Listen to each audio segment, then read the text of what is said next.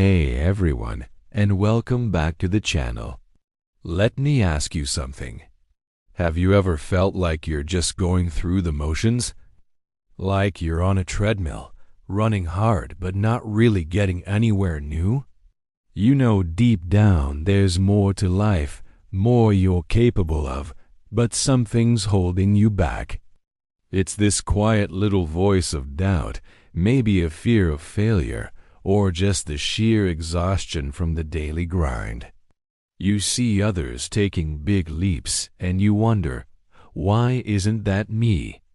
If any of this sounds familiar, I want you to know you're not alone, and today, we're going to talk about how to finally break free from that feeling.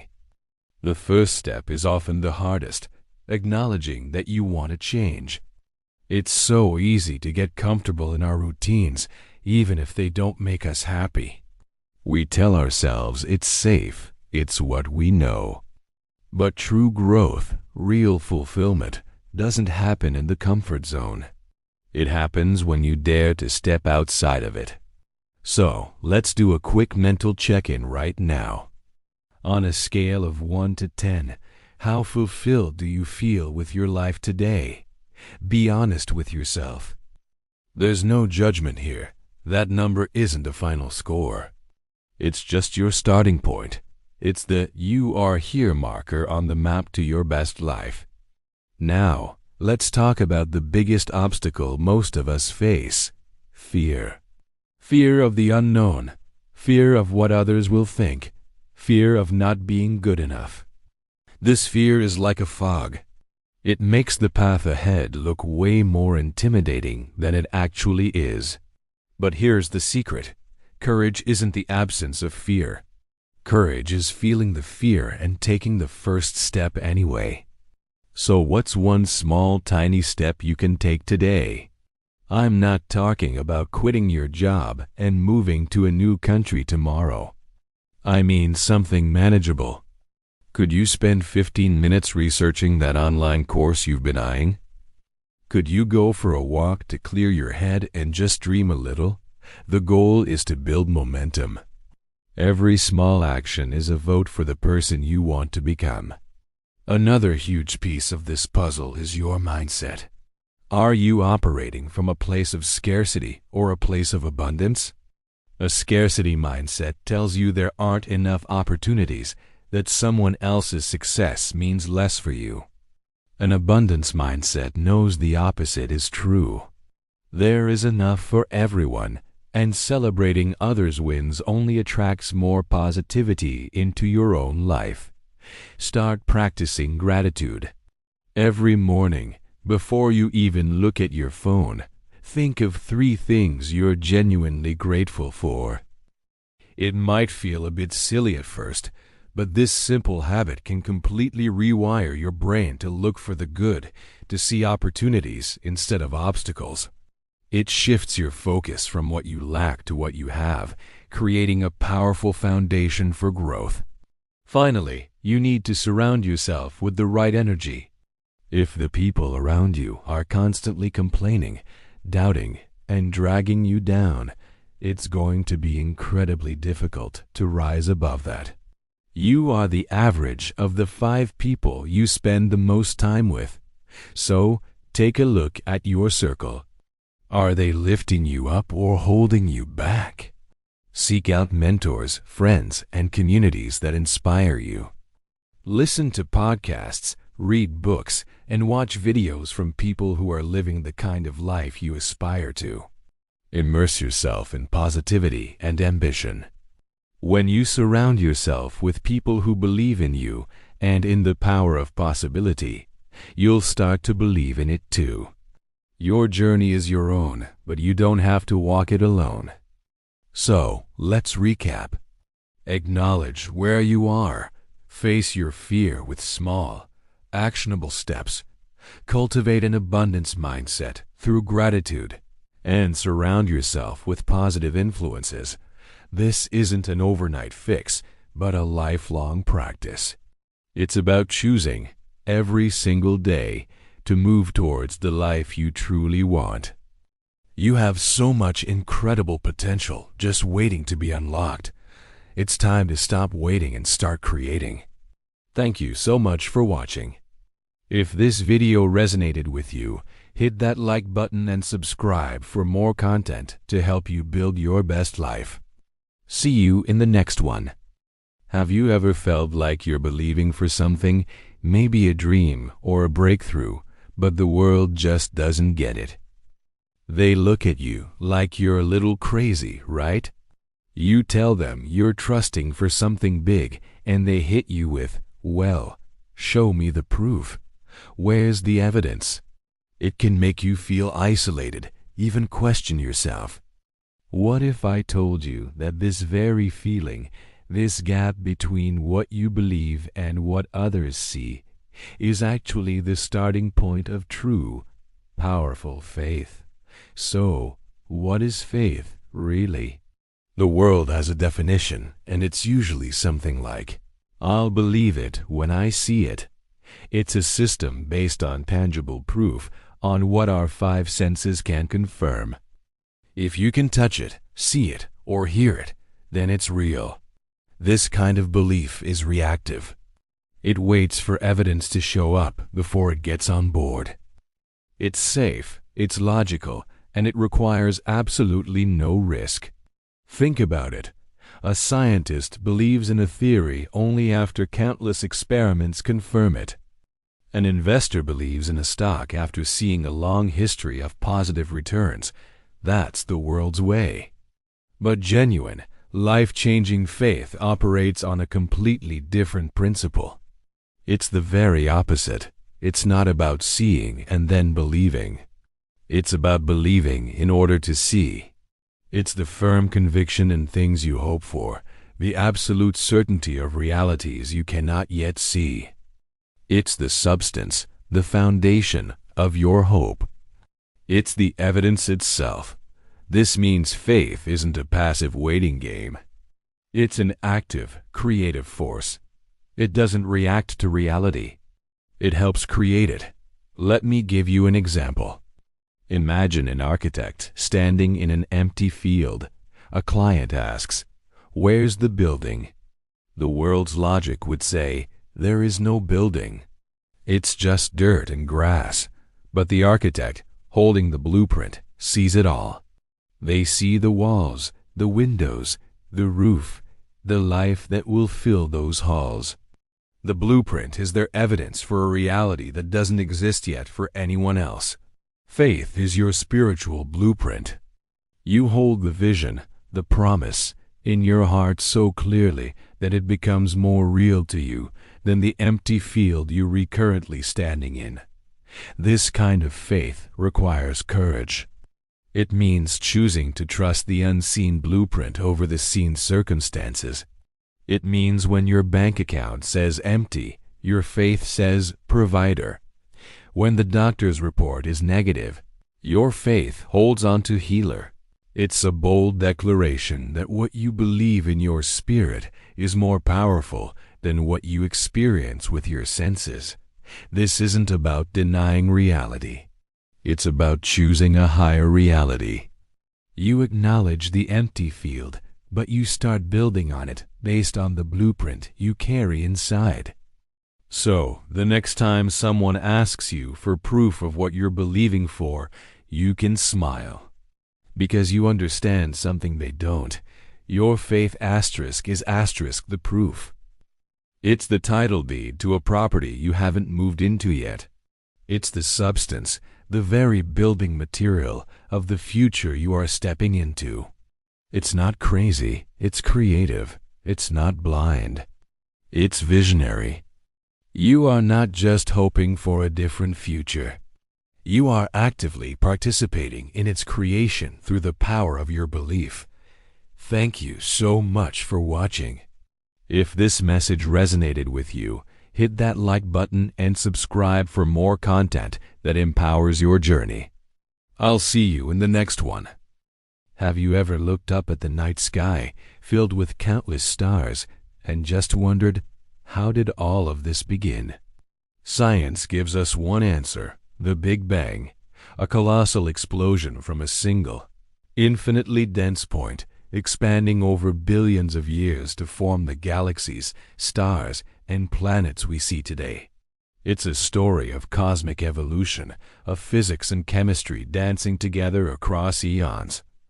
This scientific narrative is powerful, and it's backed by incredible evidence, from the cosmic microwave background radiation to the observed expansion of the universe. But what if there's another layer to this story? For millennia, long before telescopes and particle accelerators, humanity has looked at the same sky and found a different kind of answer, one rooted in faith. Across countless cultures and religions, you'll find creation stories that speak of a divine origin. A creator, a higher power, bringing forth light from darkness, order from chaos. These narratives aren't about the how in a scientific sense, but the why. They explore purpose, meaning, and our place within this grand design. Now, here's where things get really interesting. Many people see science and faith as two separate, competing explanations.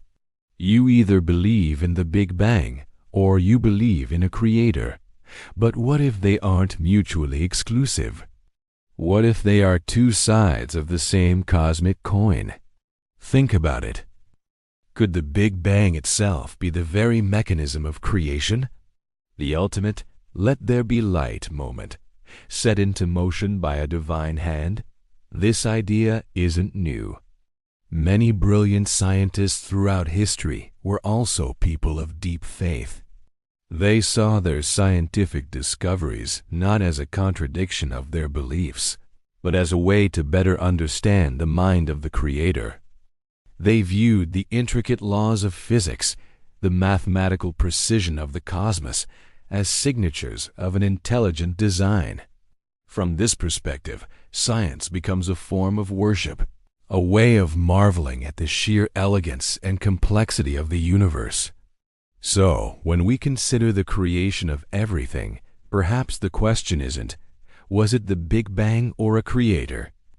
Perhaps the real question is, could the Big Bang be how the Creator's plan unfolded? It allows us to hold the awe of scientific discovery in one hand and the comfort of spiritual meaning in the other. It suggests that the universe is not just a random accident, but a masterpiece of unimaginable scale and beauty, one that we can explore with both our telescopes and our hearts. What do you think? Do these two stories have to be at odds, or can they weave together to tell an even more profound tale about our origins? Let me know your thoughts in the comments below. Thanks for watching, and if you enjoyed this journey, don't forget to like and subscribe for more. Have you ever looked up at the night sky, filled with countless stars, and just wondered, how did all of this begin?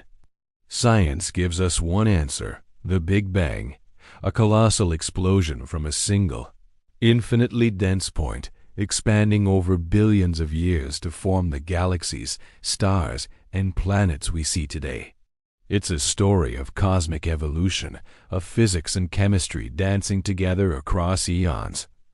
This scientific narrative is powerful, and it's backed by incredible evidence, from the cosmic microwave background radiation to the observed expansion of the universe.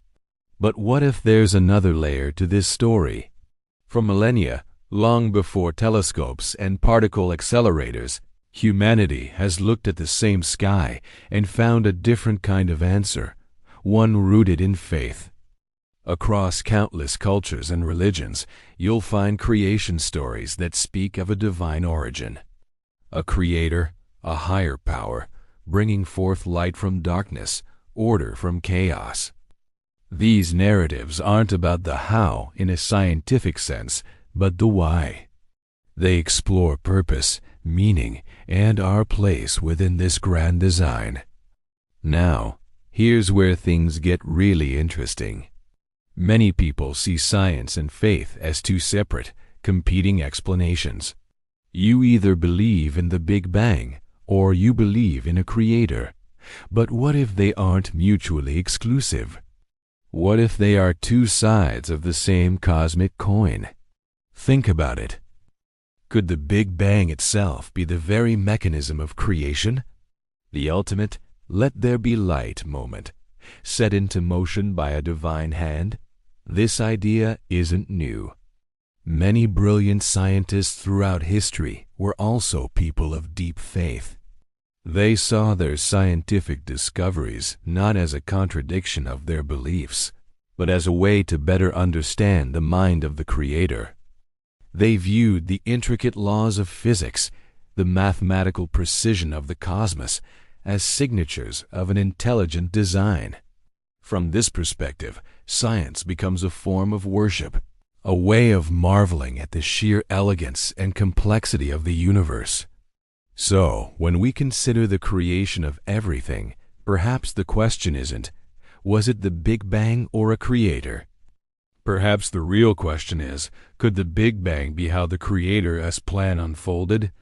It allows us to hold the awe of scientific discovery in one hand and the comfort of spiritual meaning in the other. It suggests that the universe is not just a random accident, but a masterpiece of unimaginable scale and beauty, one that we can explore with both our telescopes and our hearts.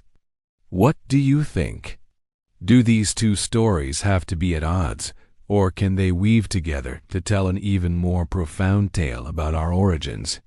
Let me know your thoughts in the comments below.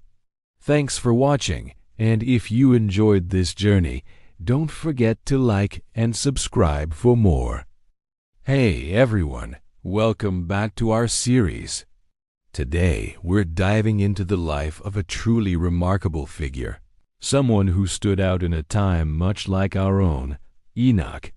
The Bible doesn't say a lot about him, but what it does say is incredibly powerful.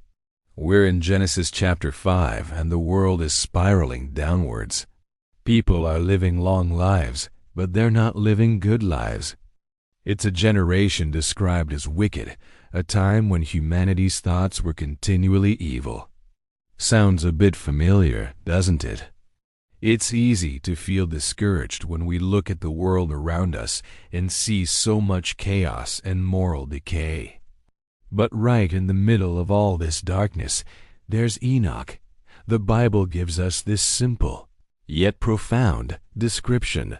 Enoch walked faithfully with God. Think about that for a moment. He didn't just believe in God from a distance. He walked with Him. This wasn't a one-time event or a Sunday morning routine. It was his entire way of life. It implies a close, personal, moment-by-moment relationship. It suggests conversation, companionship, and alignment. In a world that was walking away from God, Enoch was walking with Him. How did he do it? How did he maintain such a close connection with God when everyone else was going in the opposite direction? The book of Hebrews gives us a clue. It says, "By faith Enoch was taken from this life, so that he did not experience death." And it goes on to say that, without faith it is impossible to please God. So, the foundation of Enoch's walk was faith. He believed that God exists and that He rewards those who earnestly seek Him. This wasn't just a mental agreement. It was a deep trust that shaped his every action. This faith wasn't passive. Enoch's walk had a purpose. The book of Jude tells us that Enoch was also a prophet. He spoke out against the ungodliness he saw around him, proclaiming God's coming judgment. Imagine the courage that took. To stand against the tide, to be the lone voice in the crowd, warning people about the consequences of their actions. He wasn't just silently enjoying his private walk with God. His relationship with God fueled a holy boldness. He loved God enough to speak His truth, even when it was unpopular. This is so relevant for us today. We live in a world that often pressures us to conform, to stay silent, and to just go with the flow. It's easy to feel isolated in our faith. But Enoch's life is a powerful encouragement. It shows us that it is possible to live a life of integrity and devotion, no matter how corrupt the culture around us becomes. We can choose to walk with God, to cultivate that daily intimate relationship through prayer, through His Word, and through simple obedience. And what was the result of Enoch's faithful walk? The Bible says he was no more because God took him away. This is one of the most mysterious and beautiful endings in all of Scripture. He didn't die like everyone else. His walk with God was so close, so intimate, that one day he just walked right into eternity. God essentially said, "Enoch, we're so close. Why don't you just come home with me?" It is an incredible picture of the ultimate reward for a life lived in fellowship with our Creator. Enoch's story challenges and inspires me. It reminds me that my daily choices matter. My personal walk with God is the most important journey I'll ever take. It's not about being perfect, but about being present with Him day by day. It's about choosing faith over fear and truth over the trends of the world. Enoch proves that one person walking faithfully with God can shine as a bright light in the darkest of times. And that's a legacy worth pursuing. Thank you so much for joining me for this discussion. I hope Enoch's life encouraged you as much as it does me. If you found this meaningful, please give it a like and consider subscribing for more. I'd love to hear your thoughts in the comments below. See you in the next one. Hey everyone, and welcome back to our series. Today, in part 6, we're diving deep into the story of a man you probably think you know, Noah. But we're going to look at his journey from a different angle, one that might feel surprisingly familiar to some of you. We're going to talk about what it feels like to stand firm in your faith, even when the world around you thinks you've lost your mind. Imagine waking up one day with a message, a deep conviction that you need to do something huge, something that no one else understands.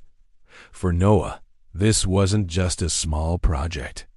God told him to build a massive ark because a flood was coming, a flood that would cover the entire earth.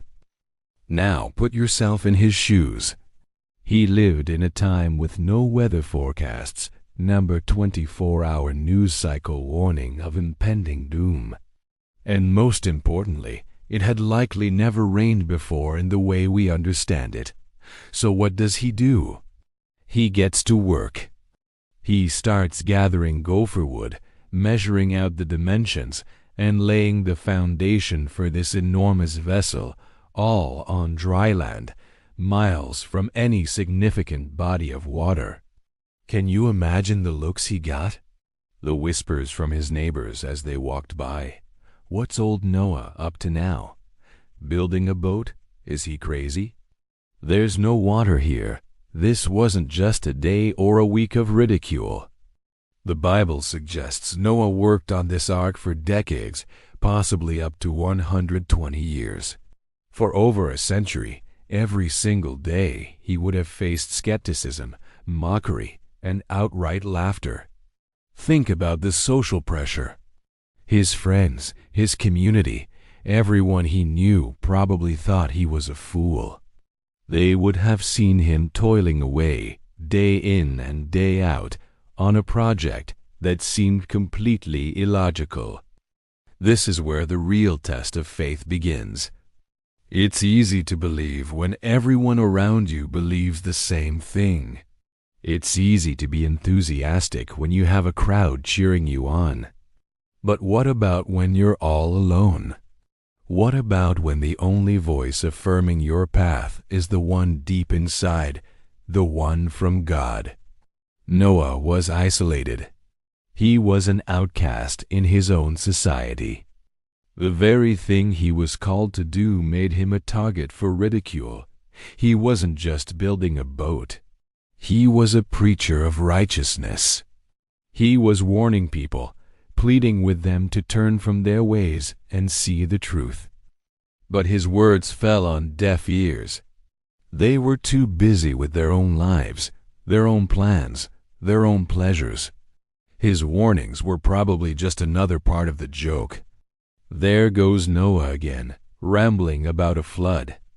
Let's go have dinner. The emotional toll of that kind of long-term isolation and mockery must have been immense. Doubts must have crept in. Were there days he woke up and thought, "Am I really sure about this? Am I wasting my life?" He was human, just like us. But every time his faith pulled him through.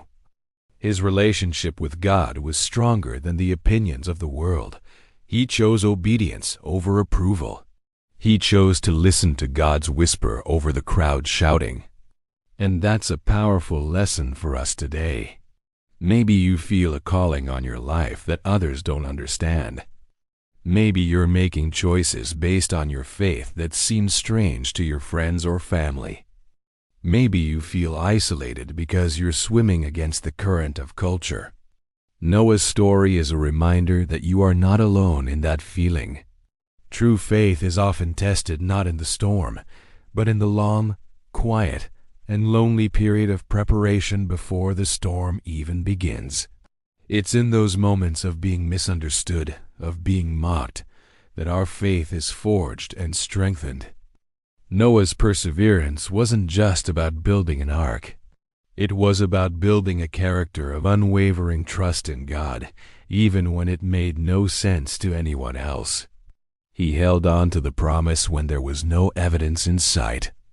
When the first drop of rain finally fell, can you imagine the shift? The laughter would have died in their throats. The mockery would have turned to panic. And in that moment, the man they called a fool was revealed as the wisest of them all. His faith wasn't foolish. It was visionary.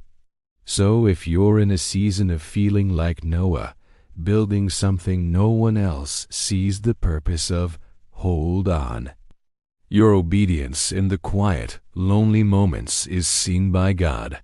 Your faith, even when mocked, is a powerful testimony. Noah's story teaches us that faithfulness isn't about popularity. It's about perseverance. It's about trusting the architect, even when you can't see the full blueprint. Thank you so much for joining me for this part of our journey. I hope it encouraged you. If you're enjoying this series, make sure to subscribe so you don't miss the next part. We'll see you then. Hey everyone, welcome back to our series. Today we're diving into part 7, and we're talking about a true giant of faith, Abraham. The theme for this session is something I think we can all relate to at some point in our lives. Faith walks without a map. So, let's picture this. Abraham living a comfortable, predictable life in a city called Ur. He had his family, his home, his routine, everything was set. Then, out of the blue, he receives this incredible call. God tells him, "Leave your country, your people, and your father's household, and go to the land I will show you." Think about that for a second. God didn't give him a map. He didn't provide a 5-year plan or a detailed itinerary. There was no Google Maps, no GPS coordinates, just a simple, profound instruction.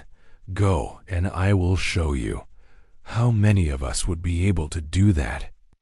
To pack up everything we know and love, to leave behind our security and comfort, all based on a promise? It's a staggering thought. This is the very essence of faith. It's stepping out when you can't see the full staircase. It's trusting the guide more than you trust your own understanding of the path. Abraham's journey wasn't just a physical one from point A to some unknown point B. It was a journey of the heart, a constant lesson in letting go of control. Every single day, he had to wake up and trust that God knew the way. He had to believe in a destination he had never seen and rely on a promise that was bigger than his circumstances. There were moments of doubt, for sure. There were detours and challenges. When he arrived in the promised land, he was still a foreigner. He faced famine. He had family drama. It wasn't a smooth, easy ride. But through it all, his story teaches us that faith isn't about having all the answers. It's about being willing to walk with the one who does. His life shows us that God doesn't always reveal the entire blueprint. Sometimes he just gives us the next step, and our job is simply to take it. To trust that his guidance is better than our own map-making. So, what's the "your" in your life? What's the comfortable, predictable place that you might be called to leave? It might not be a physical city. It could be a mindset, a habit, a fear, or a comfort zone that's holding you back from the greater purpose God has for you. The call to walk by faith can feel scary. It feels like walking in the dark without a flashlight. But Abraham's story is our encouragement. He shows us that when we step out in obedience, even without a map, we're not walking alone. The same God who guided him promises to guide us. He promises to be our compass, our provider, and our ultimate destination. The journey of faith is rarely a straight line. It's full of twists and turns. But it's in those uncertain steps, in that daily reliance on God, that we truly discover who He is and what we're capable of through Him. Abraham's legacy isn't that he had a perfect journey, but that he had a willing heart. He chose to trust the promise over the problem and the guide over the terrain. Maybe you feel like you're walking without a map right now. You don't know what's next in your career, your relationships, or your life. Take heart from Abraham. Trust that next step. Listen for that quiet voice saying, "Go, and I will show you," because the most beautiful destinations are often found on roads we never planned to travel. Thanks so much for joining me for this part of our journey. I hope this gives you some encouragement for the week ahead.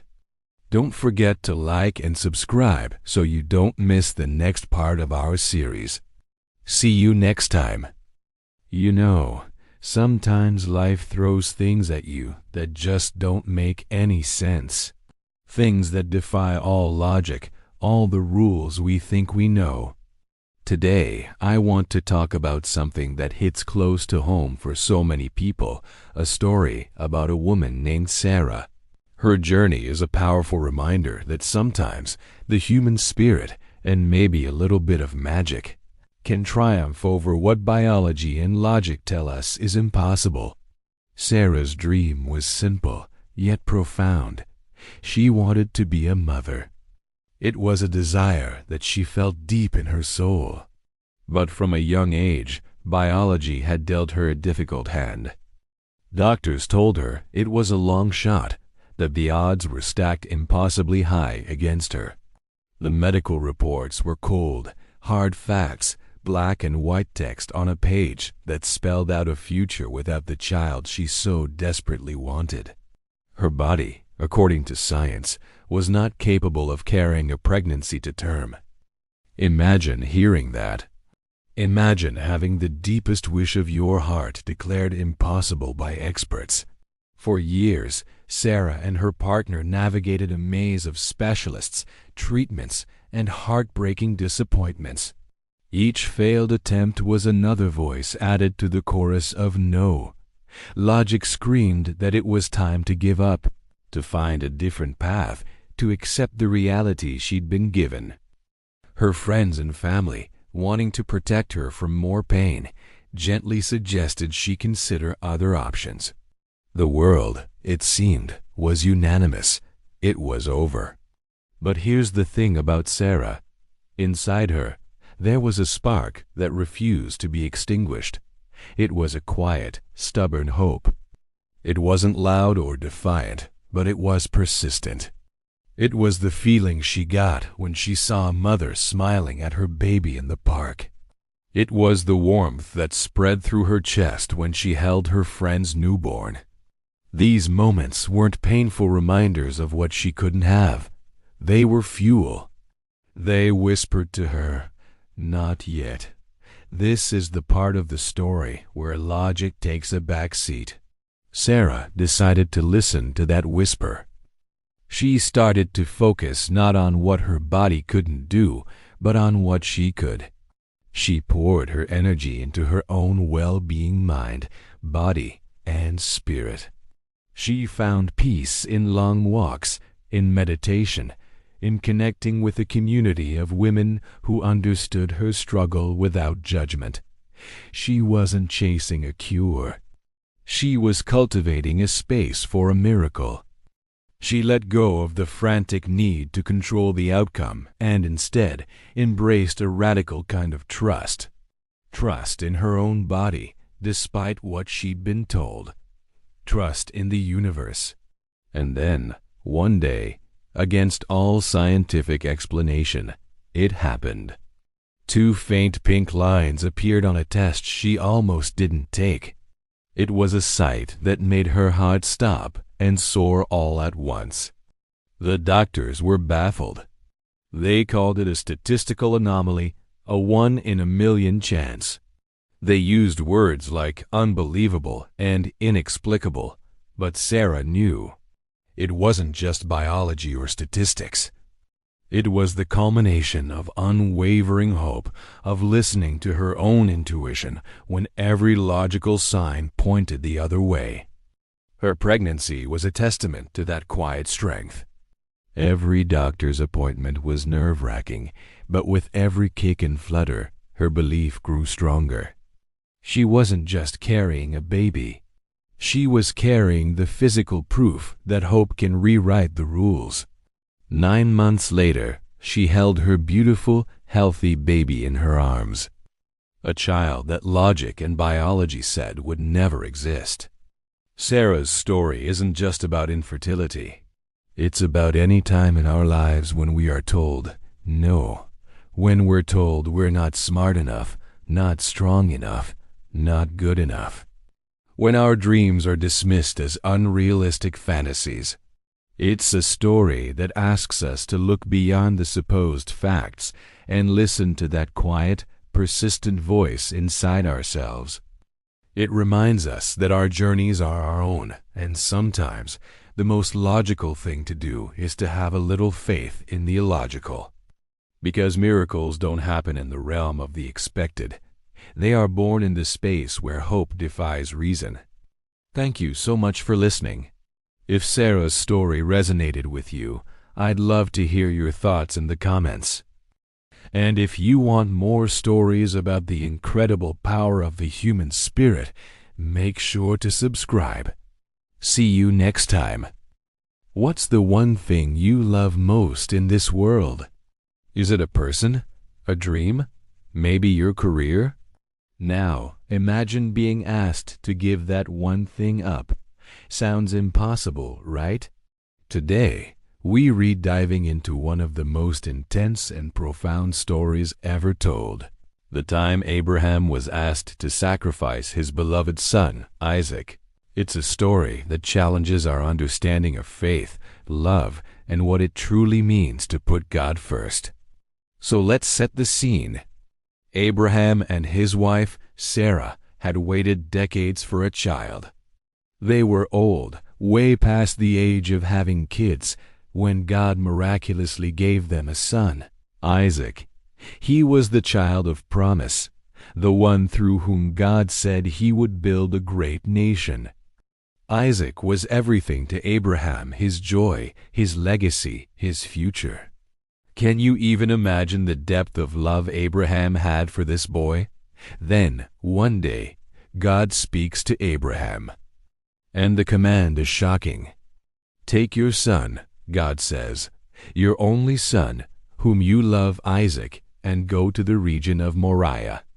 Sacrifice him there as a burnt offering on a mountain I will show you.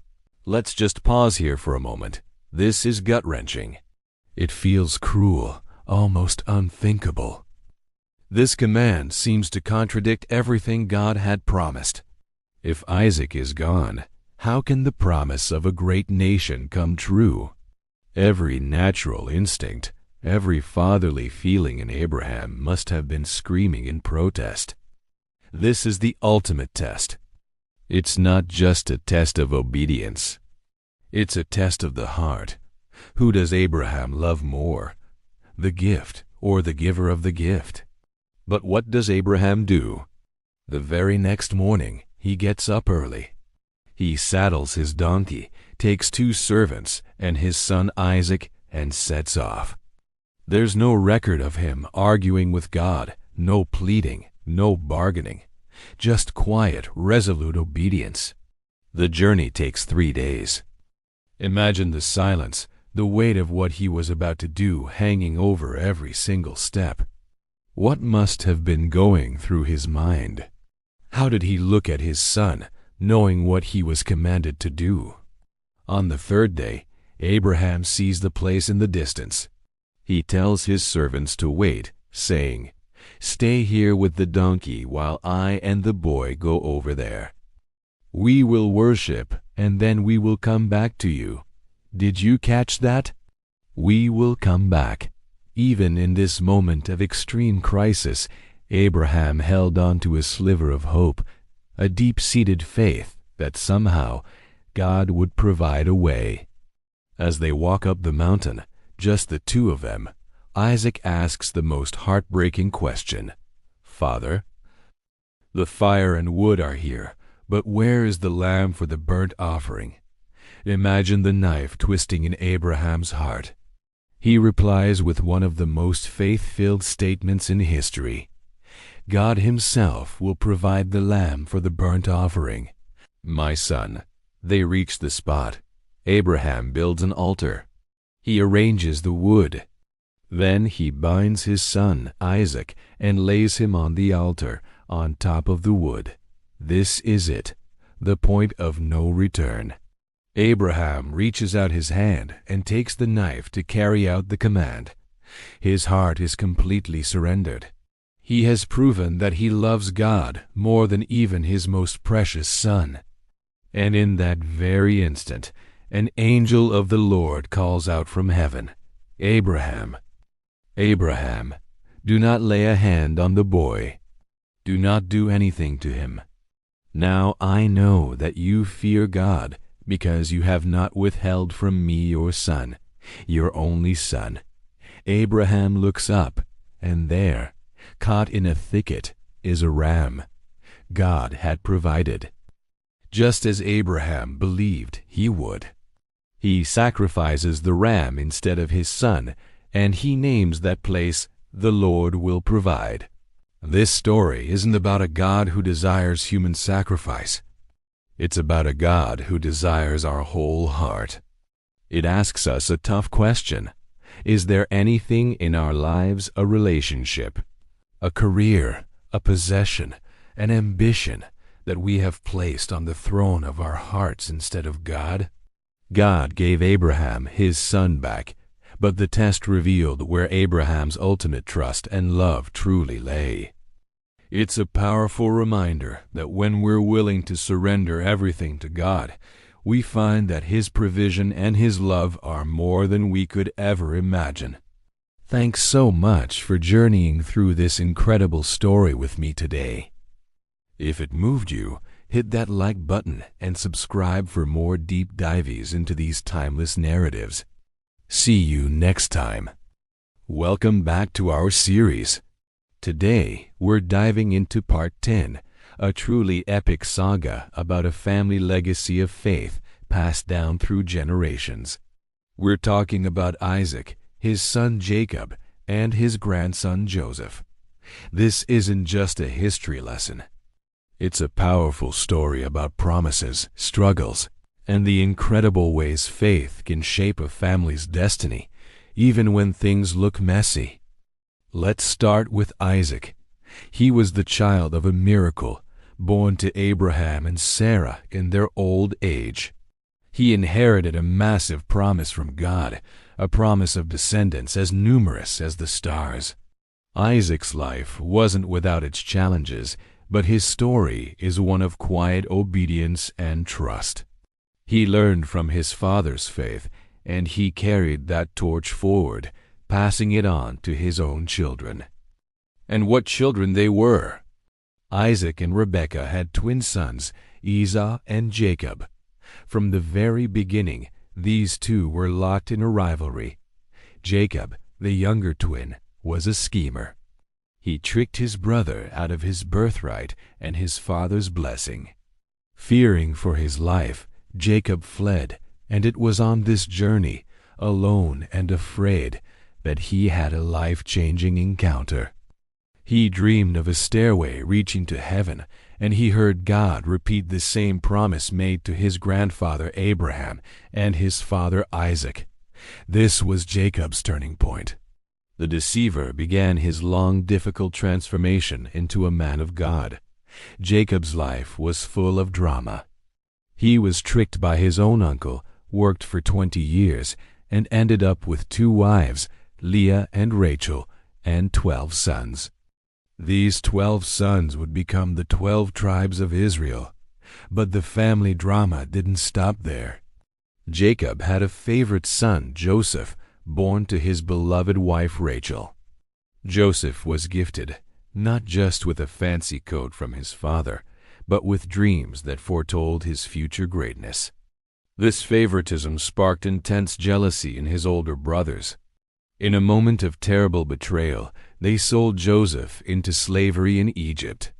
They went back to their father Jacob and told him his favorite son was dead.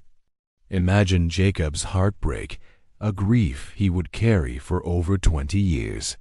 It seemed like the family was broken beyond repair, the promise shattered. But this is where the story takes an incredible turn. Even in the darkness of slavery and false imprisonment, Joseph never lost his faith. He trusted that God had a plan. And indeed he did.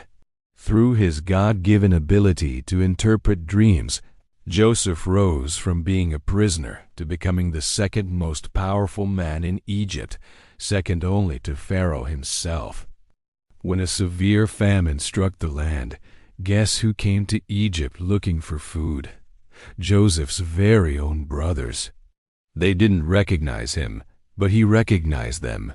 This was his moment. He could have taken revenge.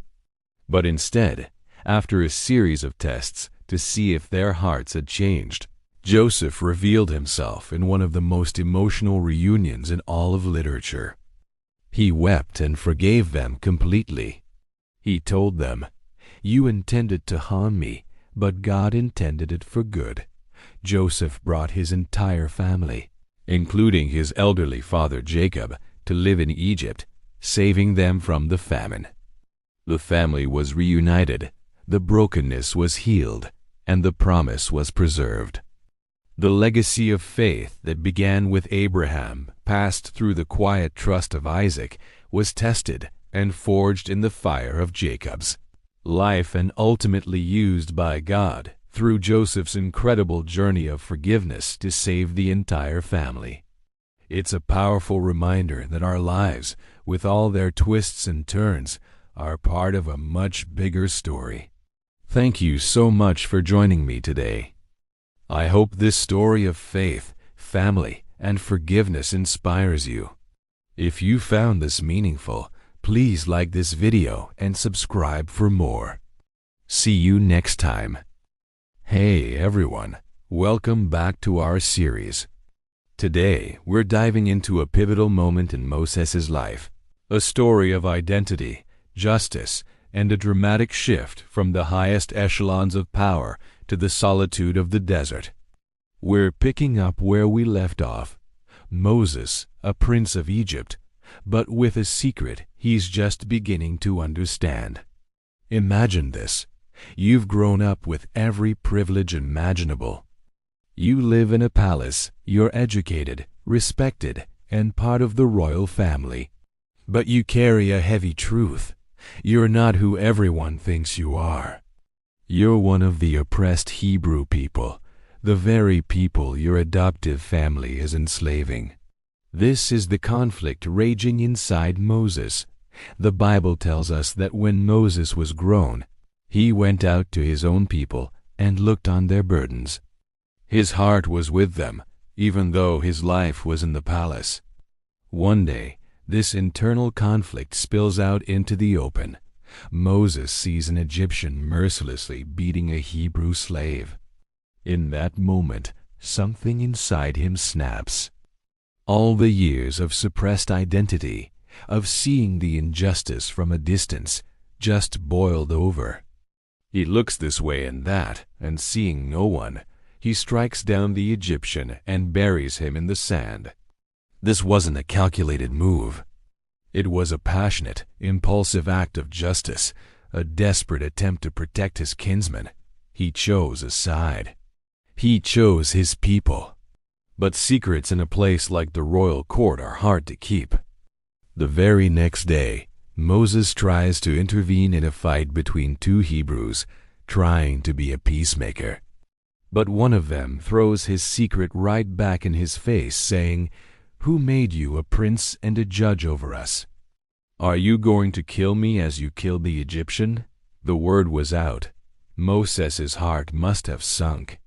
He thought he was acting in secret, but his actions were known. And even more painfully, his own people didn't see him as a savior. They saw him as a threat, an outsider. Suddenly, the palace wasn't a home. It was a cage closing in. When Pharaoh hears of the killing, he seeks to execute Moses. The life of comfort and privilege is over. The prince of Egypt is now a fugitive. He has no choice but to flee for his life. He leaves behind everything he has ever known, the luxury, the power, the family that raised him and runs. He escapes into the vast, unforgiving wilderness, trading the finery of the court for the harsh reality of the desert. This is such a crucial turning point. Moses' first attempt to deliver his people by his own strength, by his own hand, ended in failure, fear, and exile. He had the heart for justice, but he was acting out of his own power, not waiting for God's timing or plan. His 40 years in the palace were over, and now 40 years in the desert were about to begin. This wasn't just a punishment. It was a preparation.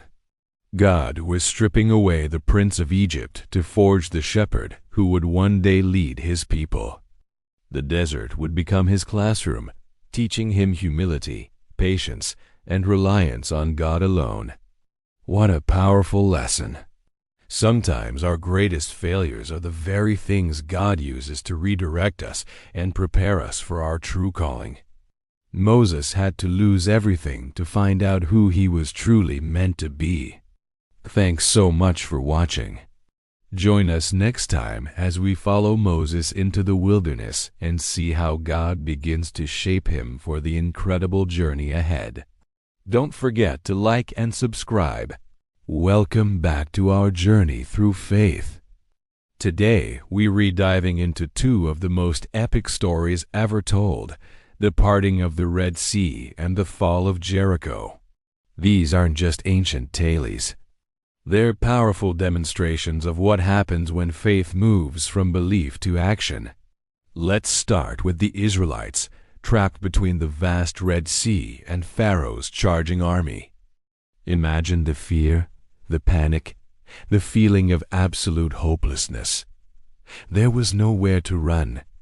In that moment, what did Moses do? He didn't despair. He lifted his staff, trusting in a promise that seemed impossible, and then the impossible happened. The sea parted, creating a dry path to safety. This wasn't just a miracle. It was a direct response to an act of faith. Moses had to physically lift the staff. The people had to physically walk between those towering walls of water. They had to put their faith into motion, step by step. Now, let's fast forward a generation. The Israelites are at the gates of Jericho, a city with walls so thick they seemed unbreakable. Their mission? To conquer it. But the strategy they were given was strange. No siege weapons, no scaling ladders.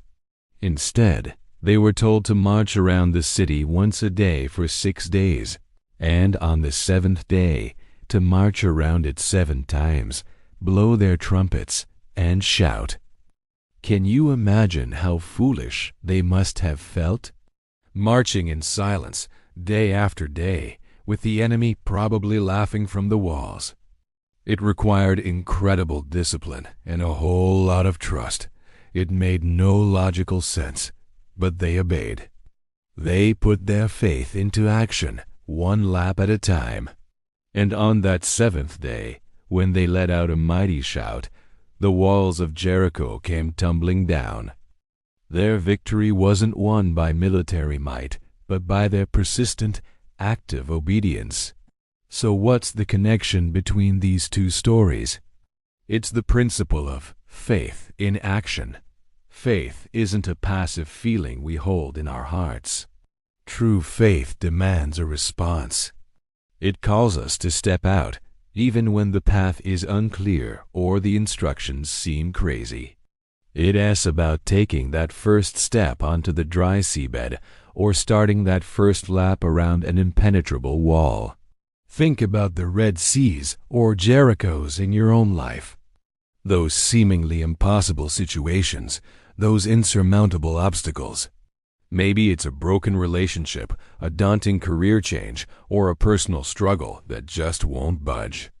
These stories teach us that our breakthrough often lies on the other side of an action.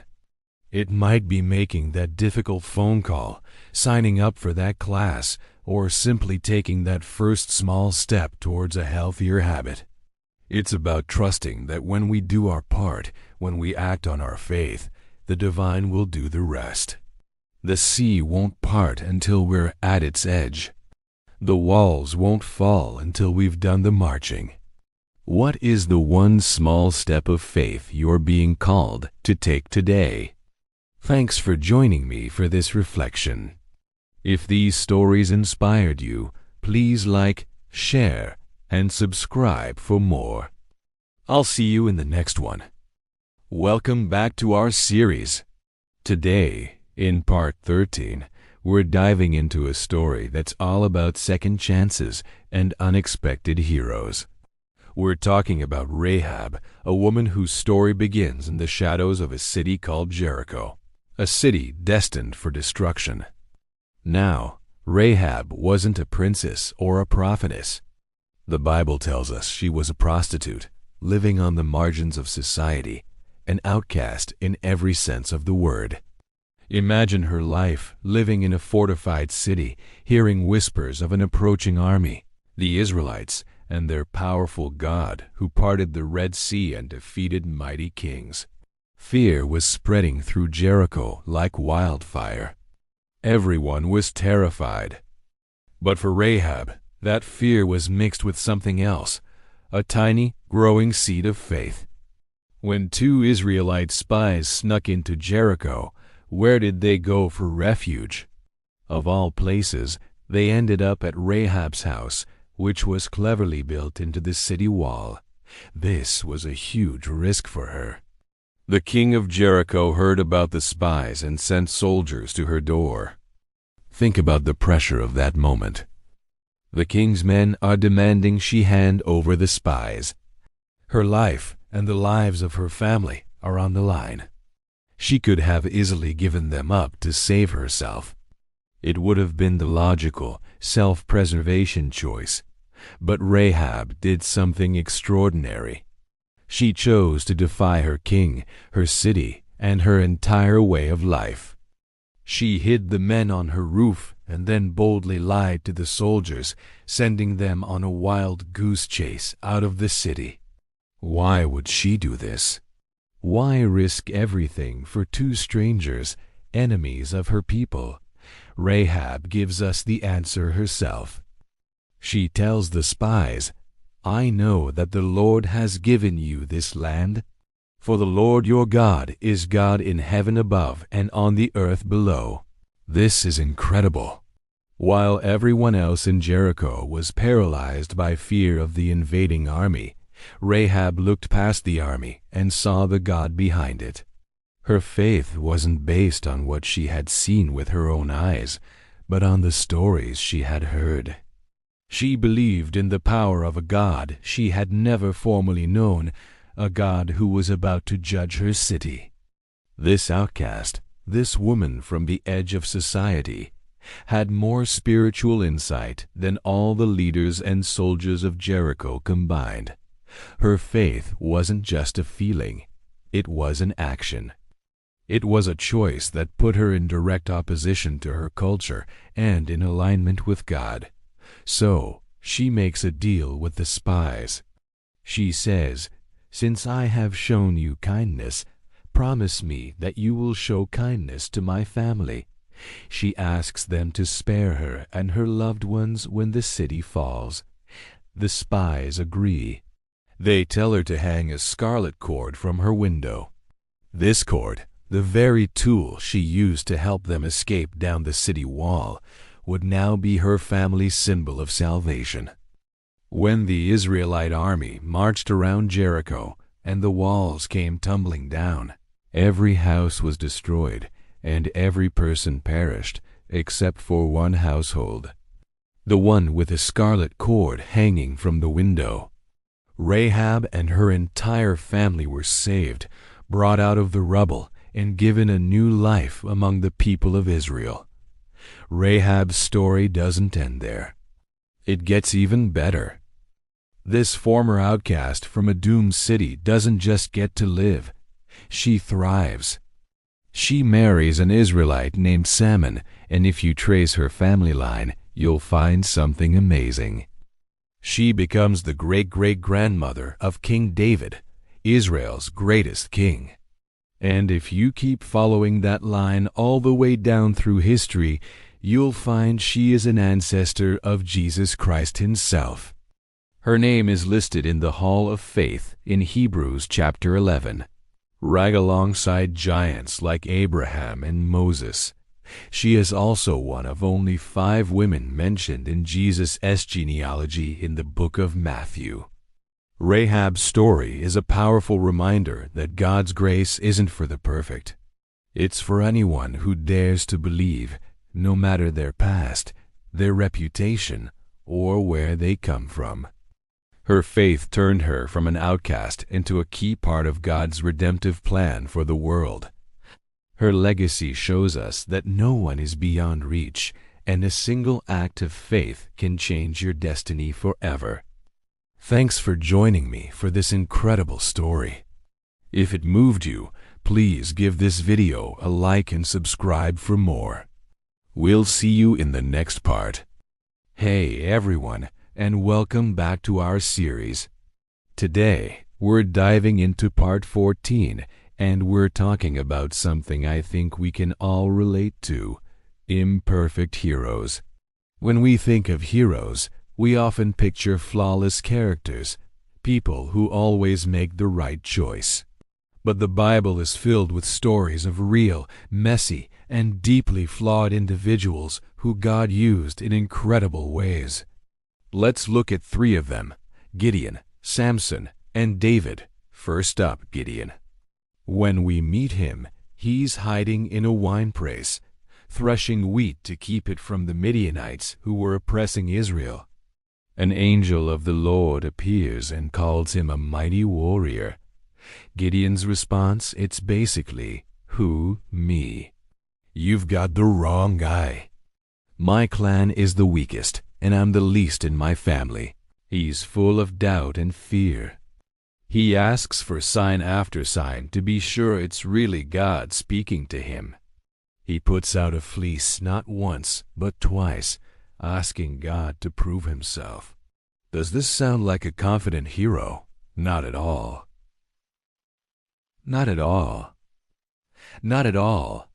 Yet God patiently works with Gideon's insecurity. He reduces Gideon's army from 32,000 men down to just 300. Why? to make it absolutely clear that the victory would come from God, not from human strength. And with those 300 men, armed with trumpets and torches and jars, Gideon defeats the massive Midianite army. Gideon's story shows us that God doesn't call the equipped. He equips the called. Our weaknesses and doubts don't disqualify us. In fact, they often become the very stage on which God displays his power. Next, let's talk about Samson. If Gideon was defined by his doubt, Samson was defined by his impulses. He was given supernatural strength by God, a Nazirite from birth, set apart for a special purpose. His hair was the symbol of his vow and the source of his strength. But Samson was reckless. He was driven by his passions, constantly breaking his vows. He fraternized with his enemies, he was arrogant, and his romantic choices were, to put it mildly, disastrous. His story culminates in his betrayal by Delilah, who discovers the secret of his strength. His hair is cut, his strength leaves him, and he's captured, blinded, and enslaved by the Philistines. Nend, his strength leaves Teens. It's a tragic fall. It seems like the end of the story for this failed hero. But in his lowest moment, blinded and humbled, Samson prays one last time. He asks God for strength to pull down the pillars of the temple where his enemies are celebrating, defeating more of them in his death than he did in his entire life. Samson's life is a powerful and cautionary tale.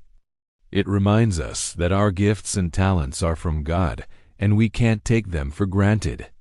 But it also shows that even after a series of terrible choices and failures, God's grace can still bring about redemption and purpose. Even in our final moments, there is always a path back. Finally, we have David. He's often called a man after God's own heart. He was the shepherd boy who defeated Goliath, the celebrated king, the writer of beautiful psalms. He seems like the ultimate hero. But David's story also includes a dark and devastating chapter. At the height of his power, he committed adultery with Bathsheba, and then, to cover it up, arranged for her husband, Uriah, one of his most loyal soldiers, to be killed in battle. It's a shocking abuse of power and a profound moral failure. When confronted by the prophet Nathan, David doesn't make excuses. He is utterly broken. His repentance is recorded in Psalm 51, a raw and honest cry for forgiveness and a clean heart. He says, "Against you, you only, have I sinned." David's sin had terrible consequences for his family and his kingdom for years to come. Yet God forgave him. David wasn't cast aside. He continued to lead, and the promised Messiah would eventually come from his lineage. David's story teaches us that no one is above falling, but it also demonstrates the incredible power of genuine repentance. It shows that God's forgiveness is greater than our greatest sin. Our failures don't have to be the final word. So Gideon the doubter, Samson the impulsive, and David the fallen king. 3 very different men, 3 very different struggles. None of them were perfect. They were flawed, they made huge mistakes, and they had moments of great weakness. But their stories are in the Bible for a reason. They remind us that God's plan is not dependent on our perfection. He uses ordinary, broken people to do extraordinary things. He sees the potential in us, even when we only see our flaws. Their lives give us hope, showing that our own imperfections, our doubts, and our failures don't disqualify us from being used by God. In fact, it's often through our weaknesses that His strength is made perfect. Thanks so much for watching. I hope this was encouraging. If you enjoyed this, please like, subscribe, and hit that notification bell so you don't miss the next part. See you next time. Have you ever felt like your faith should guarantee a happy, problem-free life? We often hear stories where faith leads to miraculous victories and incredible blessings, and that's absolutely true sometimes. But what about the times when it doesn't? What about the heroes of faith who faced immense suffering and didn't get a last-minute rescue? Today, we're diving into the powerful, sometimes painful, stories of those whose faith led them not to earthly triumph, but through incredible hardship. Let us talk about the Hall of Faith in Hebrews chapter 11. It is a list of spiritual giants. We have Gideon, who, with just 300 men, defeated a massive army. We have Samson, who, even after making terrible mistakes, was used by God in his final moments to achieve a great victory, though it cost him his own life. And then there's King David, a man after God's own heart, who defeated Goliath and led a nation, yet also endured betrayal, loss, and constant threats to his life. These men saw God do amazing things. Through faith, they conquered kingdoms, enforced justice, obtained promises. They experienced the power of God in tangible, spectacular ways. Their stories inspire us to believe for big things, to trust that God can turn any situation around. And He absolutely can. We read about them shutting the mouths of lions and quenching the fury of flames. It's the kind of faith that makes for a blockbuster movie. But if we stop reading there, we miss a crucial part of the story. The chapter continues and the tone shifts dramatically. Right after listing these triumphs, the writer of Hebrews talks about others.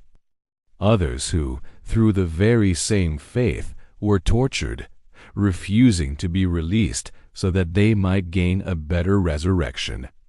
They faced jeers and flogging, chains and imprisonment.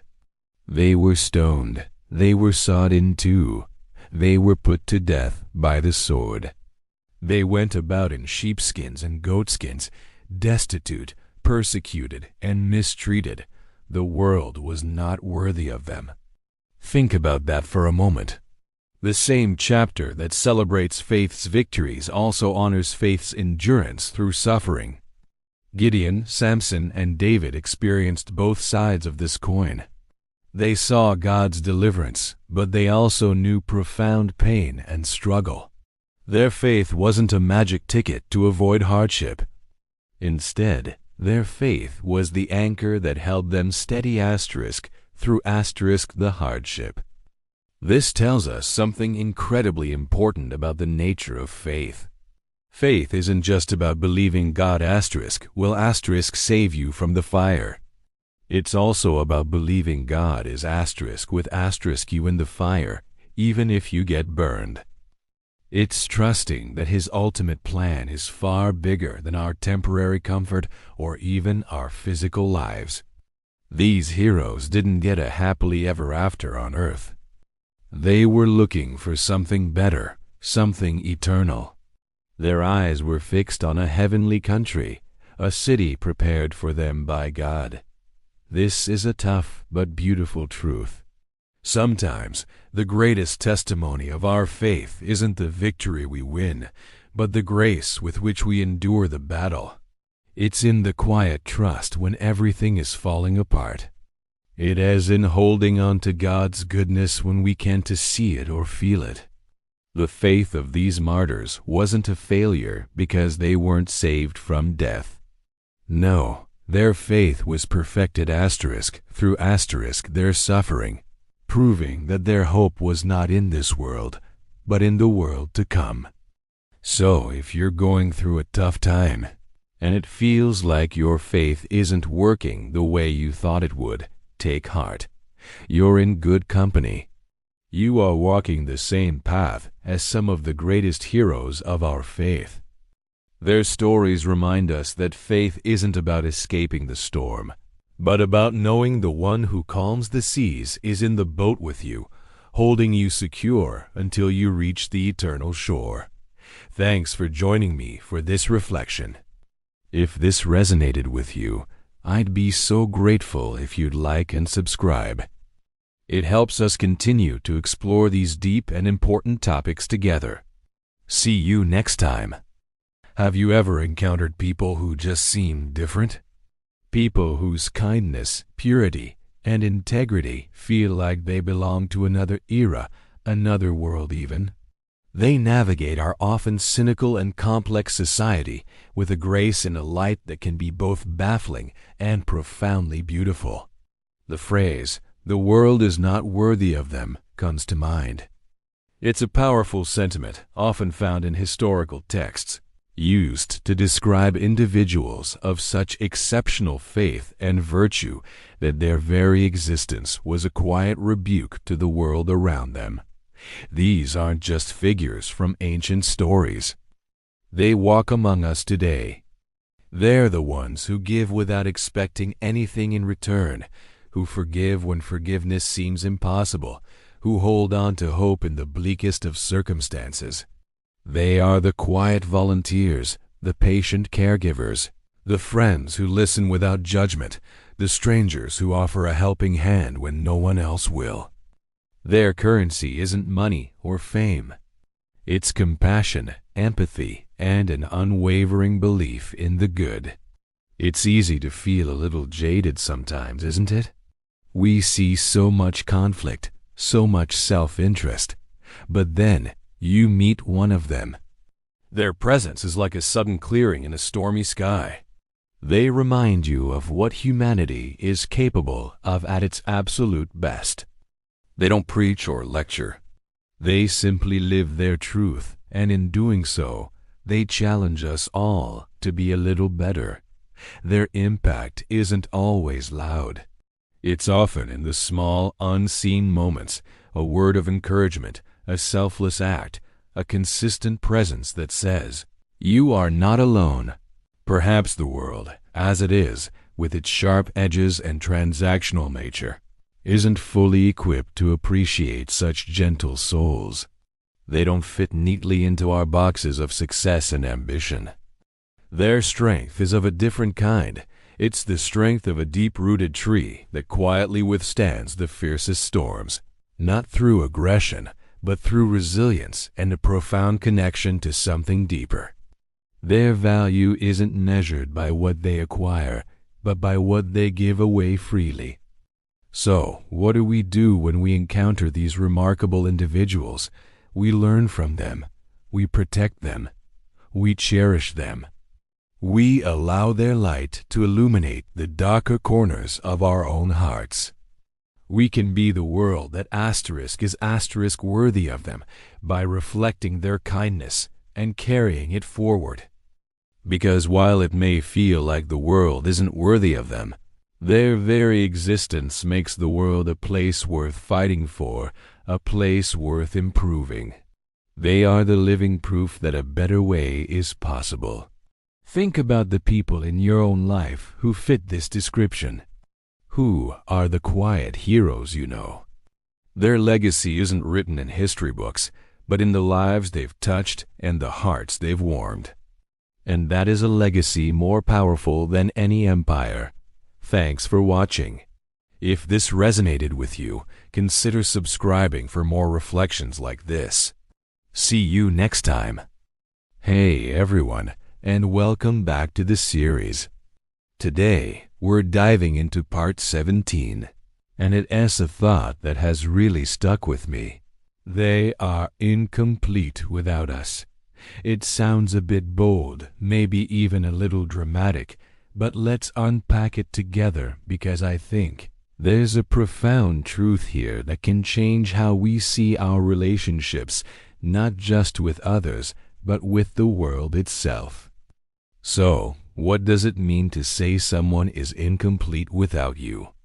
This isn't about ego. It is not about thinking you re the center of someone's universe or that they can't function without you. It's much deeper than that. It's about recognizing the unique, irreplaceable value that you bring into every interaction, every relationship, every space you occupy. Think about it. You are a one-of-a-kind collection of experiences, thoughts, feelings, and perspectives. No one else has lived your life. No one else sees the world through your exact eyes. When you share a moment with someone, a friend, a family member, a partner, even a stranger you have a brief but meaningful conversation with, you are offering them a piece of your unique world. Your laughter adds a specific note to the symphony of their day. Your advice comes from a wellspring of wisdom that only you possess. Your quiet support in a difficult time creates a space of comfort that no one else could replicate in quite the same way. You are not just a passive observer in their life. You are an active contributor to their story. The tapestry of their life becomes richer, more complex, and more colorful because your thread is woven into it. Without your thread, there would be a space, an emptiness that no other thread could fill. This idea extends beyond our personal relationships. Think about a team you're on, a community you're a part of, or even your workplace. You bring a specific skill set, a particular way of thinking, a unique energy. Maybe you're the one who stays calm under pressure, or the one who always has a creative solution, or simply the one who remembers to ask how everyone's weekend was. These aren't small things. They are the glue that holds groups together, the sparks that ignite new ideas.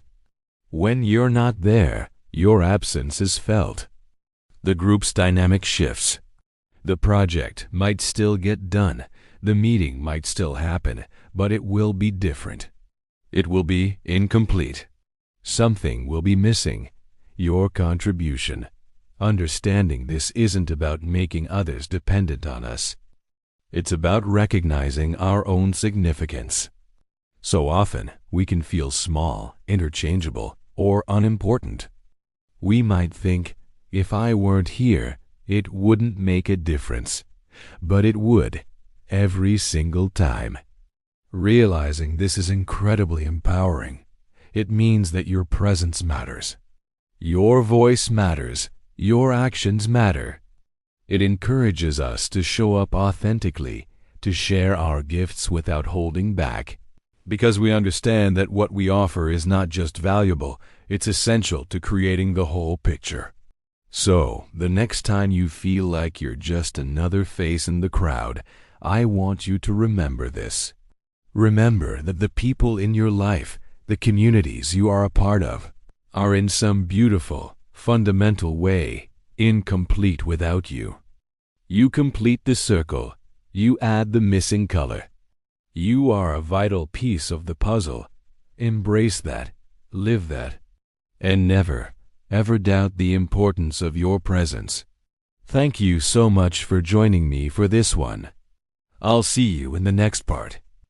Have you ever felt like you're running a race all by yourself? Like the hurdles are too high and the finish line is impossibly far away? It's a feeling we all know. But what if I told you that you're not alone? What if the stadium you're running in is packed, filled with spectators cheering you on, every single one of them a champion in their own right? This is the incredible picture the Bible paints for us in Hebrews chapter 12. It talks about a great cloud of witnesses. Now, who are these witnesses? They're the heroes of faith from the Old Testament people, like Abraham, Moses, David, and so many others. They're not just passively watching. They are the evidence, the living proof that a life of faith is possible, that the race can be won. Imagine you're an athlete stepping onto the track. You look up, and in the stands, you see legends. You see people who faced impossible odds, who stumbled and fell, but who got back up and finished their race strong. Their presence isn't there to judge you. It's there to inspire you. Their stories echo through the stadium saying, "We did it, and so can you. Keep going." Think about Abraham. He was asked to leave everything he knew for a promise that seemed unbelievable. He waited years for a son, only to be tested in the most extreme way. His life wasn't easy, but his faith endured. He's in that cloud, nodding at you, reminding you to trust God's promises even when you can't see the full picture. Or think about Rahab. She wasn't a perfect person by society's standards, but when she put her faith in God, she became part of a divine plan. Her story tells us that your past doesn't define your future. She's cheering for you, especially when you feel disqualified, reminding you that faith is what truly matters. And then there's Moses, who chose a life of hardship with his people over the luxury of a palace because he believed in a reward he couldn't yet see. He faced a stubborn Pharaoh, a vast sea, and a complaining crowd in the desert. His life screams perseverance. He's in that stadium, urging you to keep your eyes on the ultimate prize, not the temporary comforts. So, how does this change the way we run our race? First, it tells us to throw off everything that hinders and the sin that so easily entangles. Picture a runner trying to compete while wearing a heavy backpack and tangled in ropes. It's ridiculous, right? That's what our worries, our doubts, and our mistakes can be like. The cloud of witnesses reminds us to travel light. Let go of the baggage. Their lives show us that freedom is found in focusing on the goal, not the weight we carry. Second, we are to run with perseverance the race marked out for us. This isn't a short sprint. It's a marathon. There will be moments of exhaustion. There will be hills that seem too steep to climb. But perseverance is the key. The witnesses are a testament to endurance. They didn't give up when things got tough, and their legacy encourages us to do the same. Most importantly, we are told to fix our eyes on Jesus, the pioneer and perfecter of faith. He isn't just in the stands. He's on the track with us, leading the way. He has run the most difficult race of all and crossed the finish line in victory. When our strength fails, when we feel like we can't take another step, we look to Him. He understands our struggle, and He gives us the strength to continue. He's the ultimate example and our greatest supporter. So next time you feel alone in your journey, remember the stadium. It's not empty. It's filled with a great cloud of witnesses, a crowd of champions who understand your struggle and are cheering you on. They are the proof that with faith you can overcome any obstacle. Let their stories fuel your spirit. Throw off what's holding you back, run with all your heart, and keep your eyes fixed on the one who has already won the victory for you. You are part of something so much bigger than yourself. You are running in a stadium of faith. Keep going. Thanks for watching. If this message encouraged you, please like, share, and subscribe for more content to help you on your journey. See you next time. Hey everyone, and welcome back to our series. Today, we're diving into part 19, a topic that is incredibly close to my heart. Faith today, applying it to modern life. It's something I think about a lot. We live in this incredibly fast-paced, high-tech world. We have supercomputers in our pockets, instant access to information, and our lives are constantly buzzing with notifications, deadlines, and a never-ending to-do list. In the middle of all this noise, where does something as ancient and profound as faith fit in? Is it even relevant anymore? I believe the answer is a resounding yes. In fact, I think faith is more important now than ever before. Think about it. Our modern lives, for all their conveniences, can often leave us feeling isolated, anxious, and overwhelmed. We're constantly comparing our lives to the curated highlight reels we see on social media, chasing after the next big thing and feeling like we're always falling short. It's exhausting, isn't it? This is where faith can be a powerful anchor. It's not about escaping the modern world, but about navigating it with a deeper sense of purpose and peace. So, how do we actually do that? How do we apply faith to our daily modern lives? For me, it starts with a simple but powerful shift in perspective. Instead of seeing faith as a separate part of my life, something I only think about for an hour on Sunday, I try to weave it into the fabric of my entire day. It starts in the morning. Before I even grab my phone and get hit with that first wave of emails and news alerts, I take just a few minutes for quiet reflection or prayer. It's like setting my internal compass for the day. It doesn't magically solve all my problems, but it centers me. It reminds me of what truly matters before the chaos of the day tries to convince me otherwise. Another practical application is in our interactions with others. Our digital world can sometimes make us forget the real human being on the other side of the screen. We get into arguments in comment sections, we judge people based on a single post, and we can lose our sense of compassion. Applying faith here means choosing kindness over being right. It means practicing empathy even when we disagree.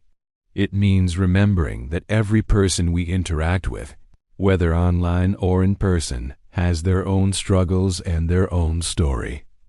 Faith calls us to be a source of light and understanding, not more negativity. This could be as simple as leaving a supportive comment, sending an encouraging text, or just choosing to listen without judgment when a friend is having a tough time. Faith also gives us resilience. Let's be real, life is hard. We all face challenges, career setbacks, health issues, relationship problems. The modern world often tells us we need to be strong, to hustle harder, to never show weakness. But faith offers a different kind of strength.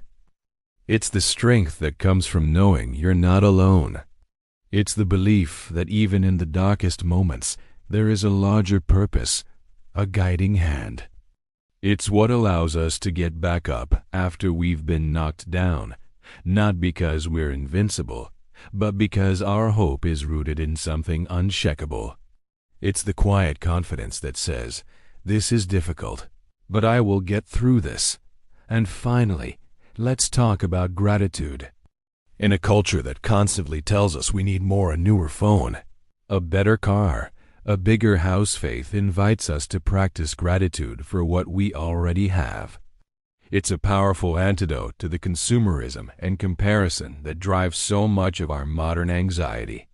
Taking a moment each day to consciously acknowledge our blessings, big or small, the taste of our morning coffee, a beautiful sunset, a conversation with a loved one, can radically shift our mindset from one of lack to one of abundance. This doesn't mean we stop striving or having goals, but it means we do so from a place of contentment, not desperation. So faith in modern life isn't about retreating from the world. It's about engaging with it more fully, more compassionately, and with a greater sense of purpose. It's the anchor that keeps us steady in the storm of notifications. It's the compass that guides our interactions. It's the source of resilience that helps us endure. And it's the lens of gratitude that allows us to find joy in the everyday. It's a journey, and I'm right there on it with you. Thanks so much for watching and for being part of this conversation. If this resonated with you, please leave a comment below. I'd love to hear how you apply faith in your own life. And don't forget to like and subscribe so you don't miss the next part of our series. See you next time.